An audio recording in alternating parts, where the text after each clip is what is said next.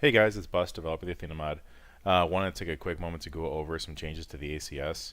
I just released an update through the workshop on 11.14, and that update was paired with the workshop updates for both the Athena Desktop app and for the Athena AAR solution.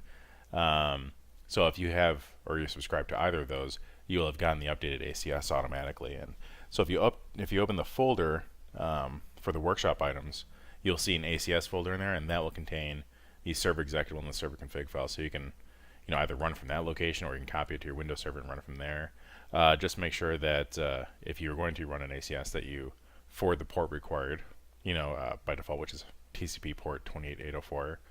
Forward that on your firewall to the IP address of the server that you have it running on, and then also if you have the Windows firewall enabled, make sure to open up the port in the Windows firewall as well. So yeah, moving on. There's not really all that much to the Athena Community Server.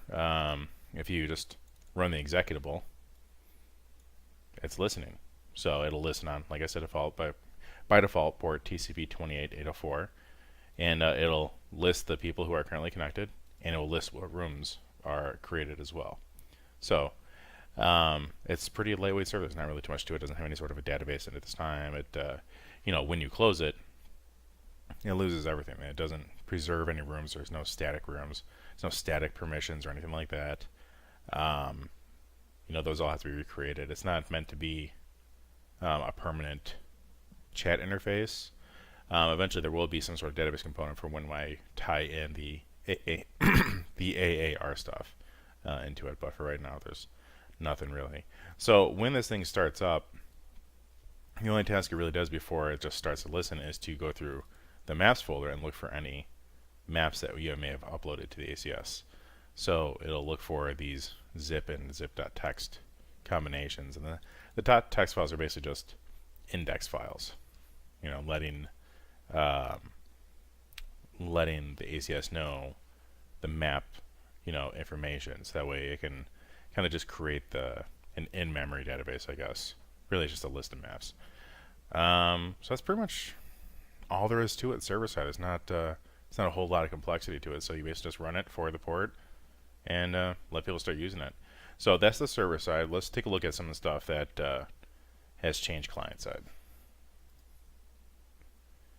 Okay, so here we have two Athena instances. They're both running on my own desktop PC, but the ACS is actually remote. It's hosted in a colo facility, and it's got a ping time of about 30 to 40 milliseconds. So this is kind of a real world example here. So it will simulate two people that each have 30 to 40 millisecond connections to a central server.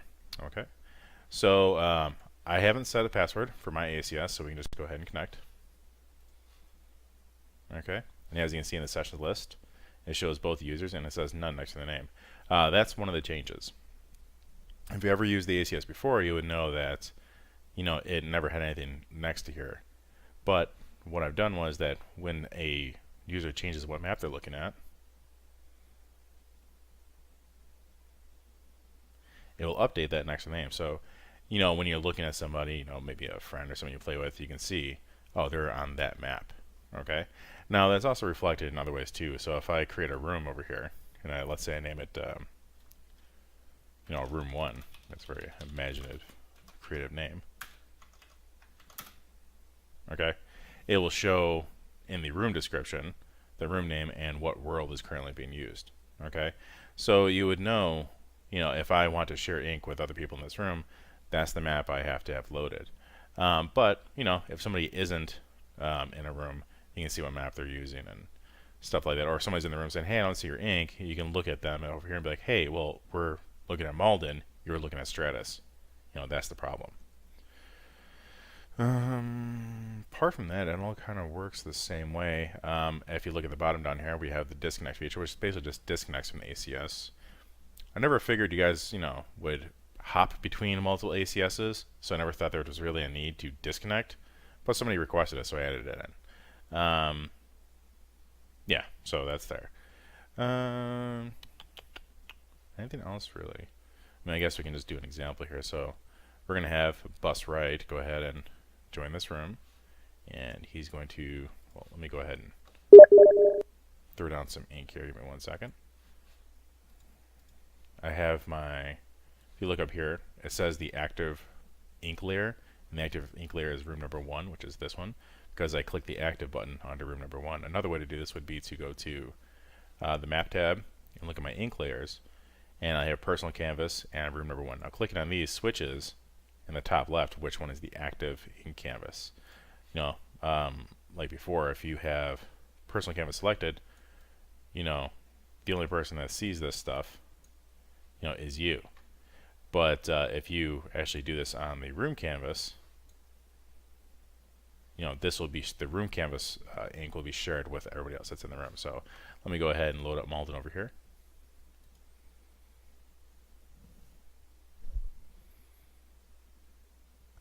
And you can see the one stroke that I made on the room 1 canvas was shared and available to the room, whereas this other one wasn't.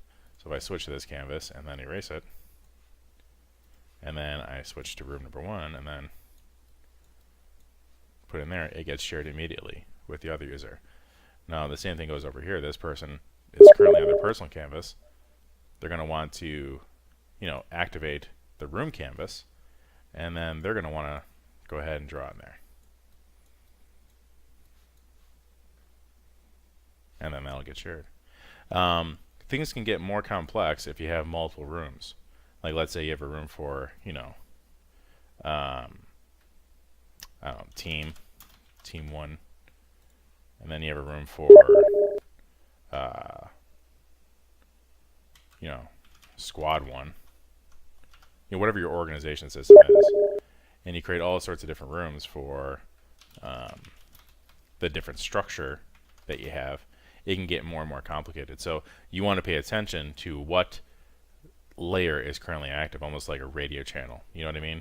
So you want to make sure that when you're communicating or when you are putting your ink down, that you are active on the correct canvas or on the correct layer. Okay? So, you know, these are, I mean, just like always, these are multiple master. So if you delete these strokes, it deletes it for everybody. Apart from that, there's not too much.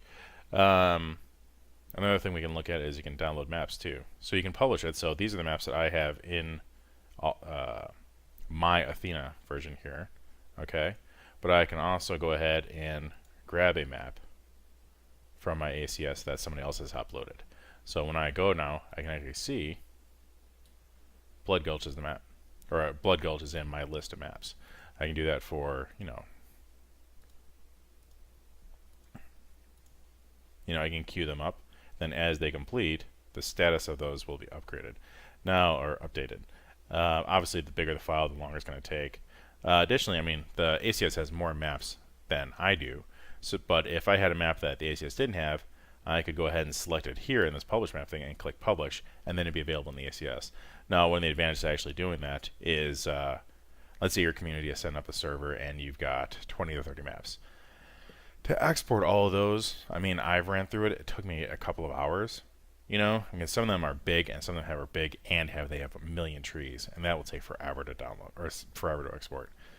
Forever being like 20 minutes. You know, so you don't want everybody to have to do that. So if one person goes through and exports all the maps, or if they grab them from somewhere else, grab them from my ACS, they can then republish them to their own community ACS, and then let's say you got 5 or 6 other guys, you know, they can just grab the maps from the community ACS rather than having everybody spend 2 to 3 hours exporting every single one of them. So this is a good way to share maps with the community, so that way not everybody has to go ahead and go through all of these, you know, export routines. And to be honest, some people have problems with, you know, exporting too. There could be just bugs in the protocol, which I've tried to squash in the last update, but I haven't gotten any feedback about it. The early tests were that it was fixed. I was able to experience the issue on my end when I ran in Wi-Fi. I typically run, you know, in wired mode, so I didn't notice those problems. But when I ran in Wi-Fi, I was able to see the disconnections and able to see that the map exports were failing. So I was able to resolve for myself. I had another person or two verify that it worked for them. So I'm assuming everything's okay now, but, you know, who knows? But if there's a guy that's running problems, he can go ahead and download the map from the ACS and not deal with an export. I think that's pretty much all there is to the ACS. Not really all that much. There's a lot of behind the scenes changes, but not too much up front. But that's basically the ACS. That's basically how it works. Let's take a quick moment here to look at the server side here as well again. Okay, so back on the server, we can see that the server utility has populated its GUI with the sessions of the users that are connected. So bus left, bus right, what world they're viewing, what their unique IDs are for their connections. These GUIDs, these are just randomly generated. They're not guaranteed to be unique. Hopefully they never match up because that would cause some issues. But odds are they're not going to match from one to another. And then it's got a list of rooms down here. Eventually I'm going to allow you guys to define static rooms, but it's not really what the ACS is all about. The ACS is about what you're sharing at the moment, not necessarily about a static structure like you would in TeamSpeak. The ACS isn't where your community is going to live. It's where they're going to just get together to review maps, review missions, that kind of stuff. And then the actual communication, the actual verbiage and speaking and chat will happen in a different application. So that this really doesn't need statically defined rooms. So I think that's pretty much everything. There's not a whole lot to the ACS. Eventually, it's going to get playback support from recordings from Athena AAR. And I know I keep talking about it, but that's the goal, and one day we'll get there. The more bugs I squash in the desktop app and in the current implementation of the ACS, the sooner I get to the grand vision for how it all is going to tie together. So, all right. Thanks for watching, and if you guys have any questions, you know how to reach me.